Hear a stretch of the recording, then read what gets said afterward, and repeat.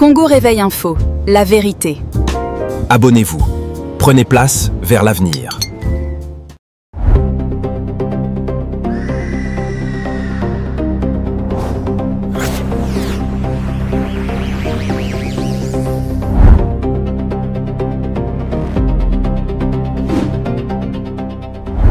Bonjour à toutes et à tous, bienvenue dans cette nouvelle édition d'Actu 5 de ce mardi 9 septembre 2025 sur Congo Réveil Info. Je suis Jérôme Nitou, je vous remercie d'être avec nous, merci aussi à nos fidèles abonnés qui nous suivent chaque jour et un grand merci à ceux qui viennent tout juste de nous rejoindre. Vous êtes de plus en plus nombreux à croire en Congo Réveil Info. Et c'est grâce à vous que nous continuons à grandir. Si vous regardez cette vidéo sans être encore abonné, je vous invite à le faire maintenant, à liker et à partager, pour que la vérité circule et que notre communauté s'élargisse. Aujourd'hui, nous allons à Bukavu, dans l'est de la République démocratique du Congo, où une crise monétaire frappe de plein fouet la population. Depuis plusieurs jours, les habitants vivent un véritable cauchemar. Banques fermées, liquidités introuvables et recours forcé à des billets endommagés pour survivre. Mais cette crise n'est pas seulement économique. Elle trouve son origine dans la situation sécuritaire dramatique que traverse la région. En effet, Bukavu est récemment tombé aux mains des rebelles de l'AFC M23. Comme cela avait déjà été le cas à Goma et dans d'autres localités reprises par ces groupes armés, les autorités de Kinshasa ont immédiatement coupé le système bancaire de la ville. Résultat, les habitants déjà éprouvés par les violences et les déplacements se retrouvent doublement sanctionnés. Les conséquences sont lourdes. Sans accès aux banques, les ménages et les commerçants n'ont plus de liquidité. Le petit commerce est paralysé, les prix flambent dans les marchés et les travailleurs journaliers qui vivent au jour le jour ne peuvent plus être payés normalement.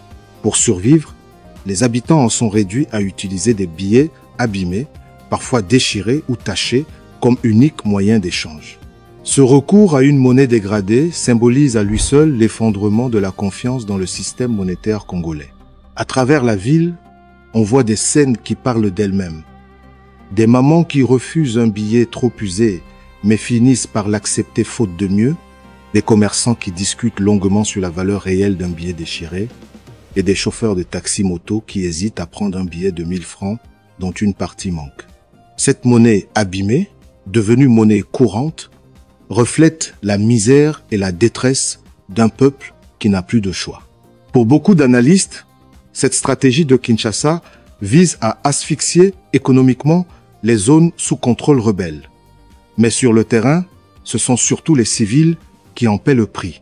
Des familles entières, déjà fragilisées par la guerre, se retrouvent prises au piège. D'un côté, la pression des rebelles, de l'autre, la sanction financière imposée par leur propre gouvernement. C'est une double peine, un fardeau supplémentaire pour une population qui n'a pourtant rien demandé. Cette situation pose de nombreuses questions. Est-il juste de punir une population déjà victime du conflit au risque d'aggraver sa misère? Quel mécanisme alternatif pourrait être mis en place pour éviter que les civils deviennent les otages d'une guerre économique? Et surtout, combien de temps Bukavu et d'autres villes sous contrôle de l'AFC M23 pourront-elles tenir dans ces conditions? Les habitants, eux, s'organisent comme ils peuvent. Certains créent des systèmes de troc, d'autres se regroupent pour acheter de la nourriture en commun. Mais ces solutions restent précaires et temporaires. Beaucoup craignent que si la situation perdure, la famine et la colère populaire viennent s'ajouter aux souffrances déjà causées par les combats.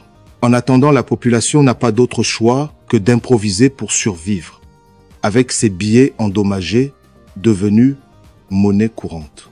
À Bukavu, la crise monétaire n'est plus seulement une question d'argent, mais un symbole de la souffrance d'un peuple pris entre deux feux, utilisé comme instrument dans une guerre qui le dépasse.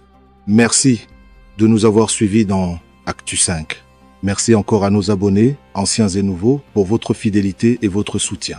Chaque vue, Chaque partage et chaque commentaire renforce notre mission d'apporter une information fiable, vérifiée et indépendante sur la RDC, l'Afrique et le monde.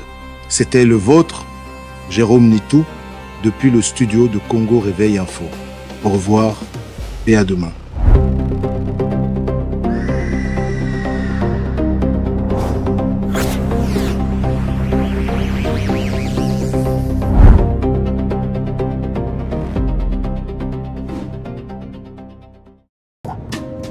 Congo Réveil Info, la vérité. Abonnez-vous. Prenez place vers l'avenir.